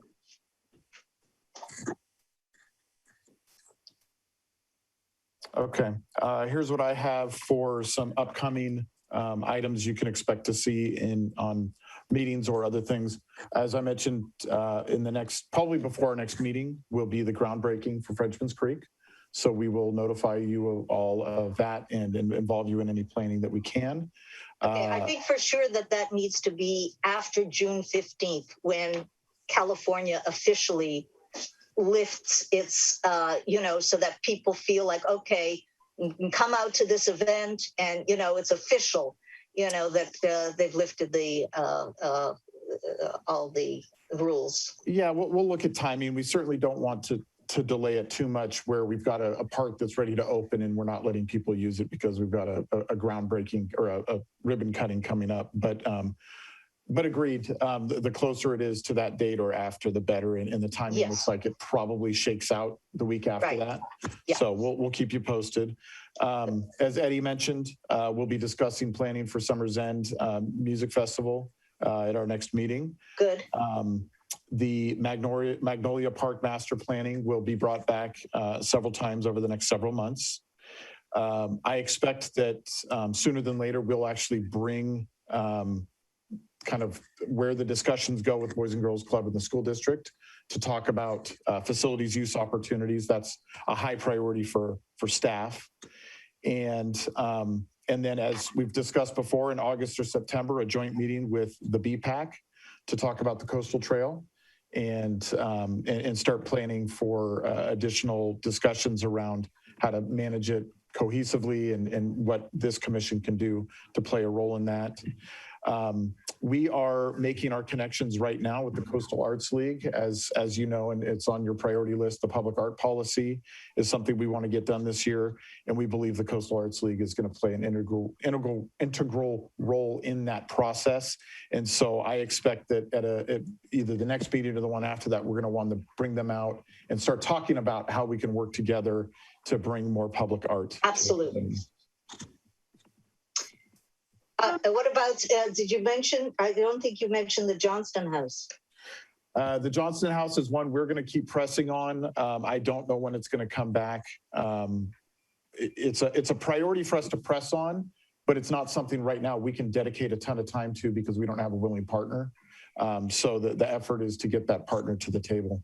So who's the person? At the Johnston House Foundation. Yeah. John Ryan is the president of their board. Okay. And he's my point of contact, and we've spoken off and on throughout the pandemic, but it's been radio silence here for a while. So okay. All right. Just writing that down.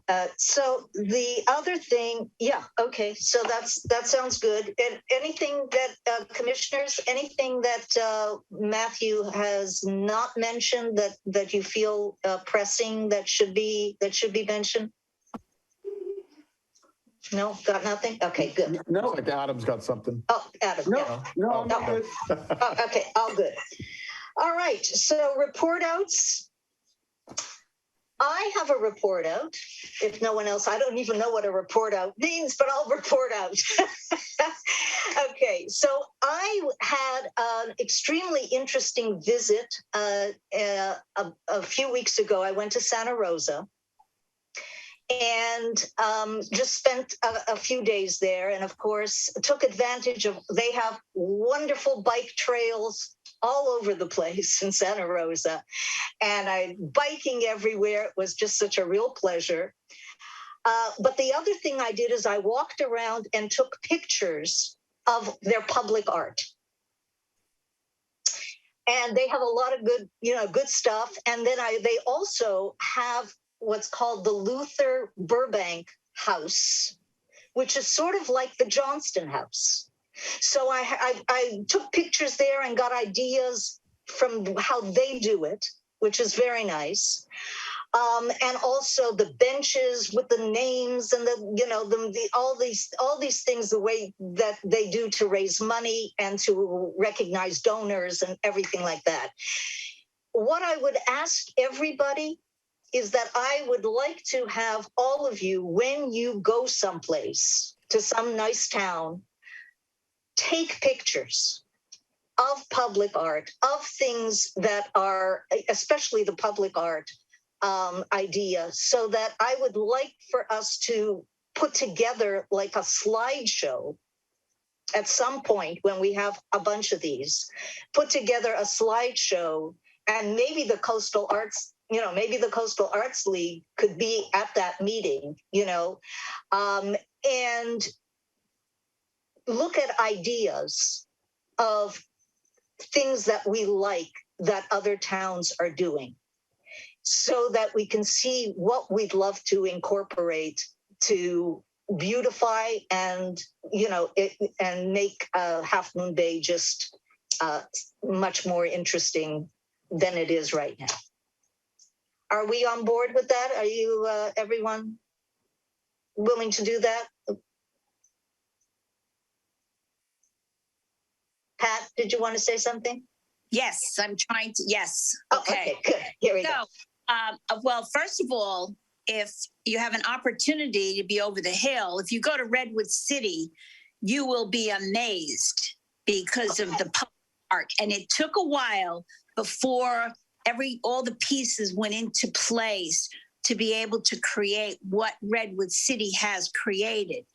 And one of the things it started out with were the electrical boxes, and then the art on the electrical boxes, and it's all over the city, and it's just absolutely fabulous. And if you go down Middlefield Road, there are several very large murals, very significant to the area, to the culture of Redwood City.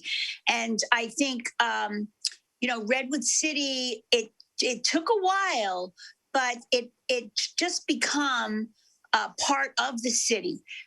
I think there's more thought going into when we do this particular job, how can we do it more creative?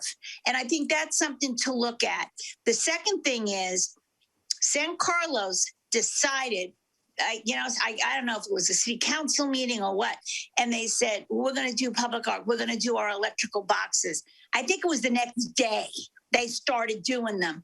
And I mean, it was just another amazing experience. But what it does, it really kind of makes you think more about, some it's not just a bland piece of equipment. It really, everything has been so enhanced. And I think the other thing too, with Redwood City, which to me comes under art, is all landscaping. Redwood City is focused on being a tree city. And, we planted, I don't know, probably close to 1,000 trees at least. But that has also been an important piece, enhancing our environment. And, there's many ways to do it. And I think that is something that will come up for, discussion at some point, and real positive.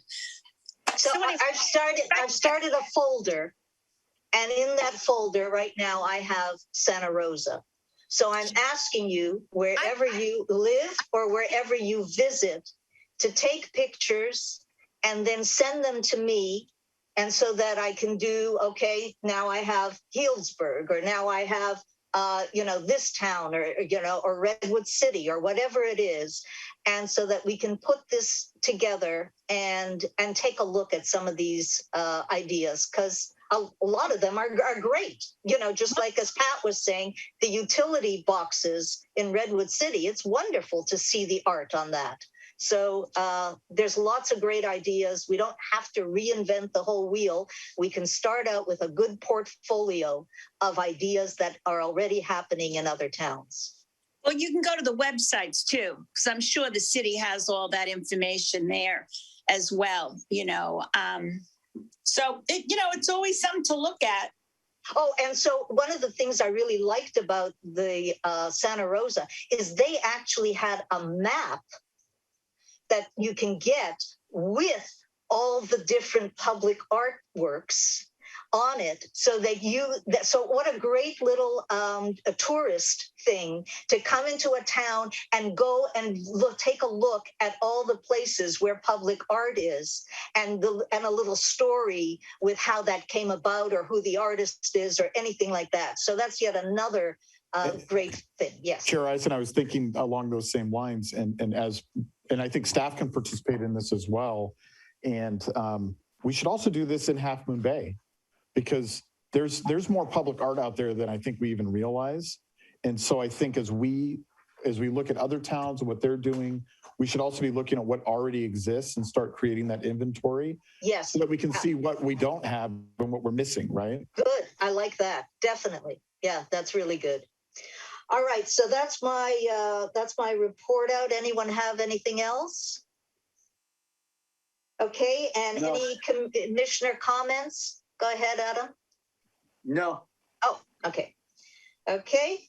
Then I think we are ready to adjourn. Thank you so much, everybody. Take care and stay safe. All right. Thank you. Wow, this is record set.